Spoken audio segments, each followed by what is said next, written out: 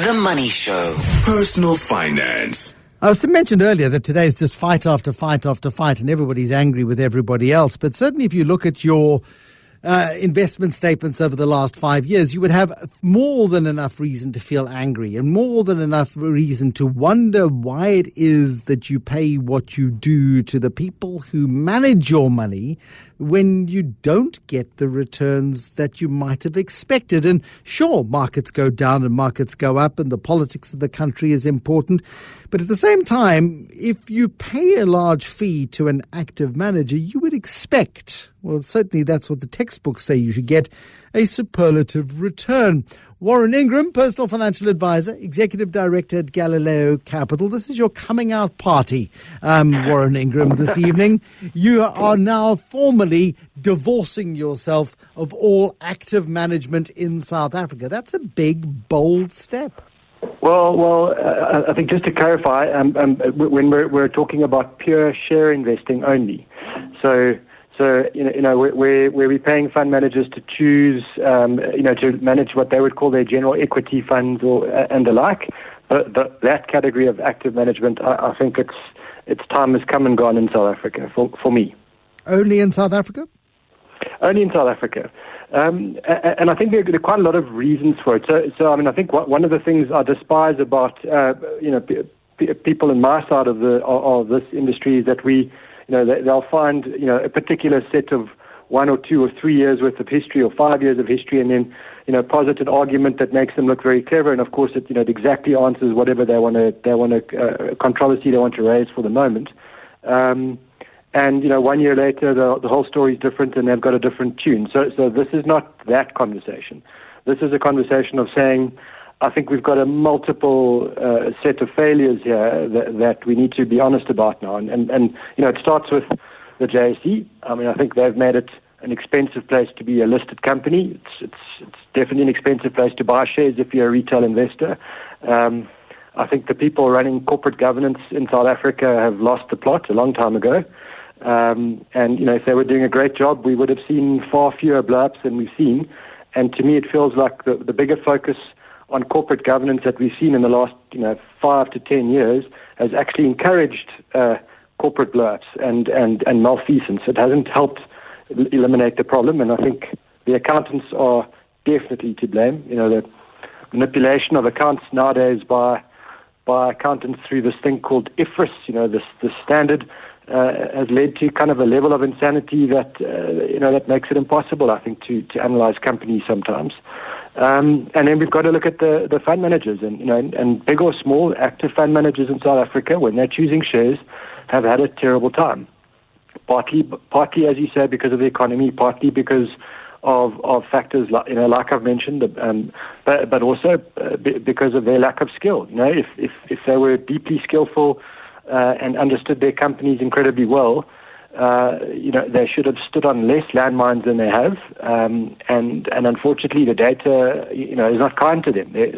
There's a company called Standard & Poor's Dow Jones, and they look at a lot of indices around the world, and they do a lot of research, and they say, okay, well, let's look at how fund managers compare to these indices around the world, and in different markets, and they're telling us, as at the end of 2019, 93% of all South African fund managers who manage share portfolios or equity funds cannot beat the top 50 shares index in South Africa.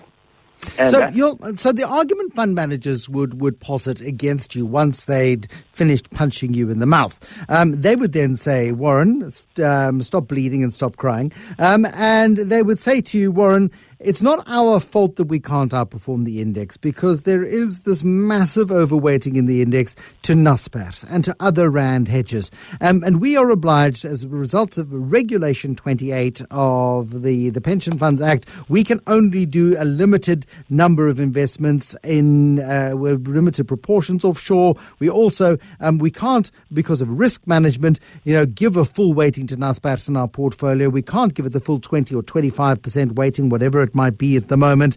We have to be more balanced in our approach. And once you're underweight Naspers on the South African market, then you're going to underperform because Naspers has become the market. What do you say to that? I feel an element of sympathy. That's, it's a fair point. So just to clarify, I think when we're talking about equity funds, then you'll find the Reg 28 doesn't apply to them. But there will be the unit trust legislation, which limits the amount that they can invest in any individual share. And then, as you say, their own internal governance people will be telling them that they can't allocate, 22% or whatever it is that NASPAS makes up of the index.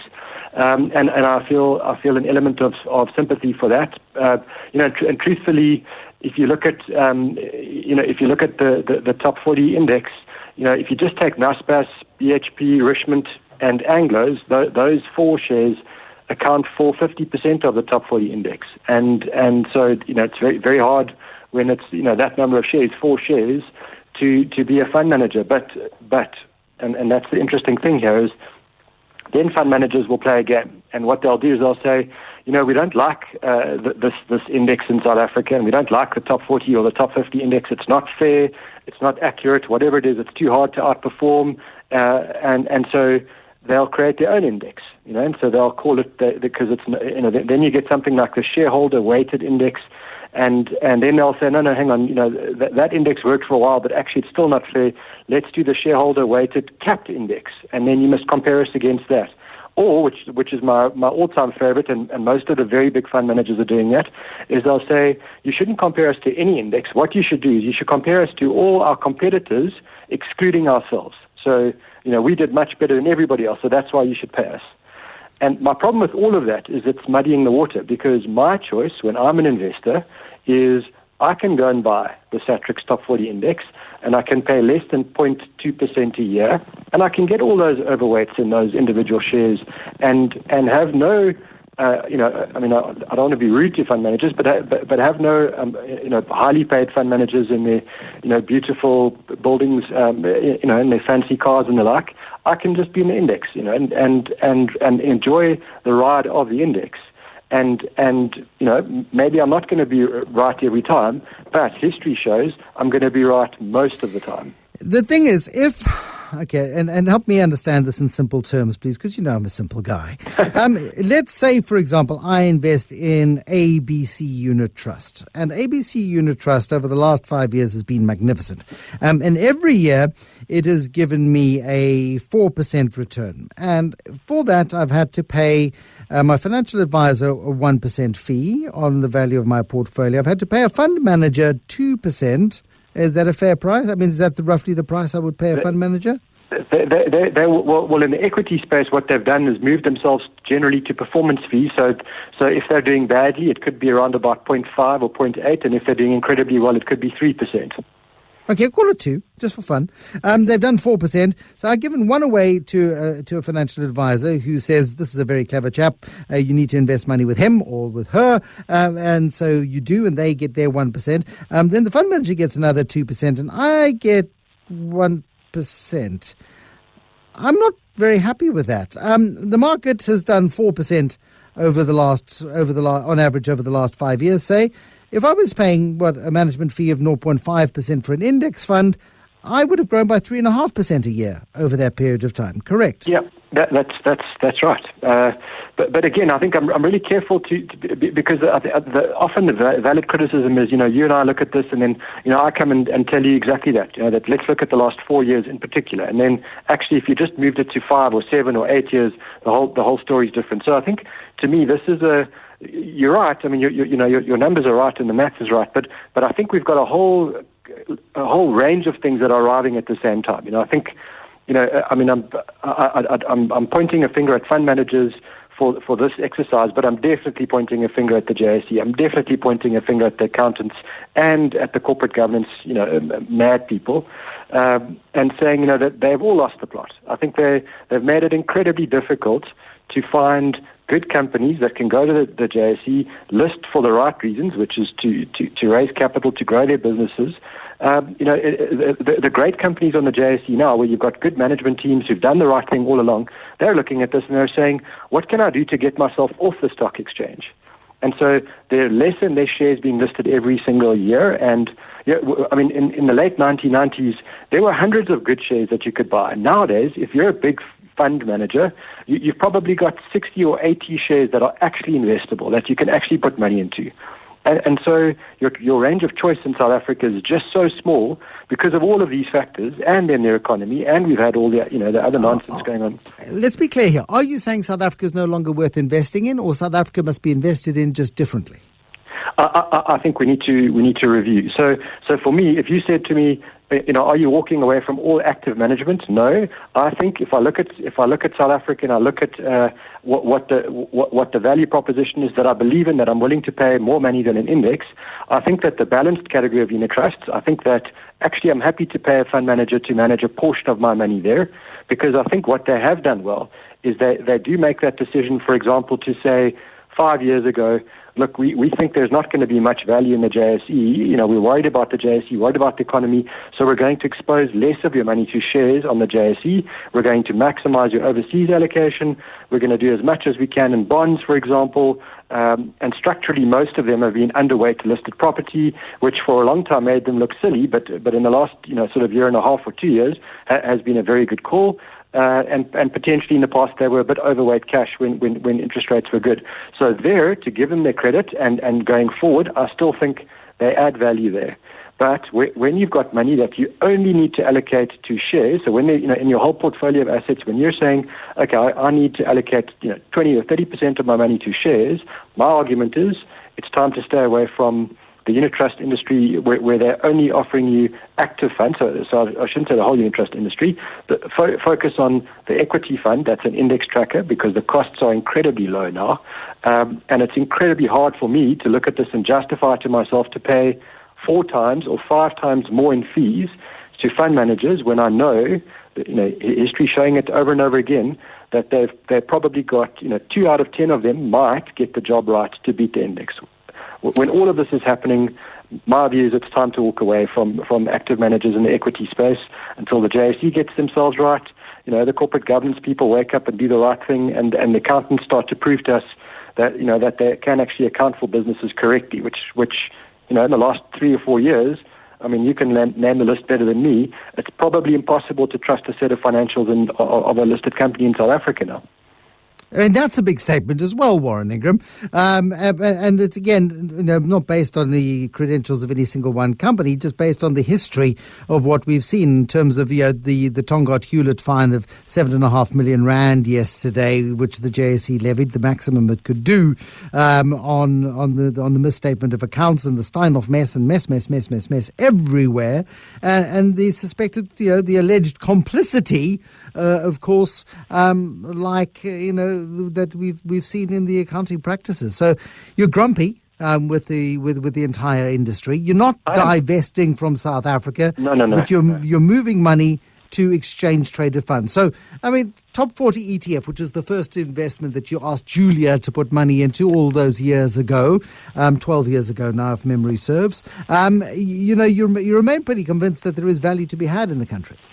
I do, yeah, and I think we have got some brilliant companies here, and the thing about them is that we've got management teams of the good companies, that have grown up, in the storm. I'd like to say, they've grown up in the most severe, punishing conditions possible. They've had no help from anybody. They've certainly had no help from the government in terms of a nice environment to grow a business and to do business. In fact, they've usually been viewed as an enemy. They've had a very difficult, very rigid labor market in South Africa. Banks that don't help to fund them that much. Then all the corporate governance stuff that I've just spoken about. And what they do is they still find ways to thrive and to grow.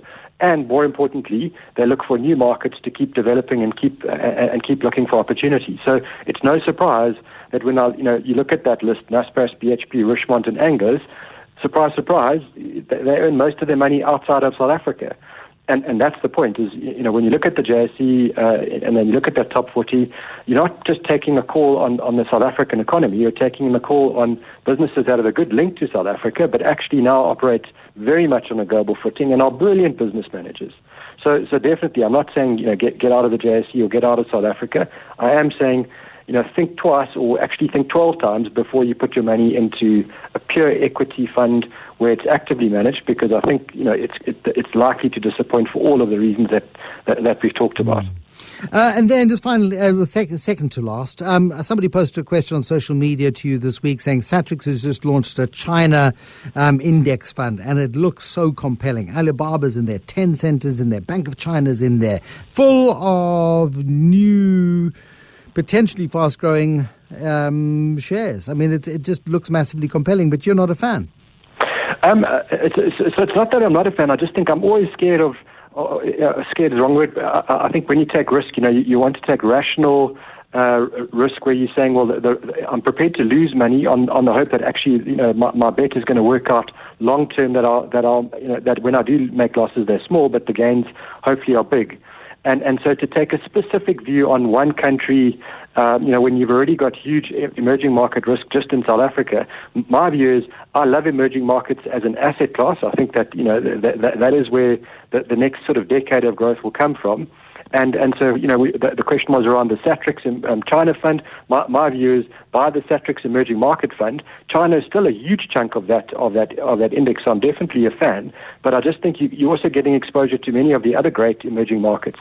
And the one thing always about China that worries me is, it's not like you can go to court when the government says, by the way, we're just changing the law and all companies now need to do this or they need to do that. They change the law, you don't argue, you just do what they tell you to do. And for me, that's always a bit of a risk when you're looking at your Naspers and your Alibabas and the like. Is the government with literally an edict can destroy their business, and they have no comeback. They can't go to their constitutional court. So that's always a concern. All right, on that point. And then finally, I mentioned Julia earlier. July is savings month, and we usually get Julia in on savings month. Have you managed to track her down on her desert island retirement pad? Julia has very kindly agreed and is always happy to share her story, and so she's going to be on next week. Oh, cool. Okay. We'll have Julia back next week. Breaking news. Thank you. Warren Ingram, Personal Financial Advisor, Executive Director at Galileo Capital.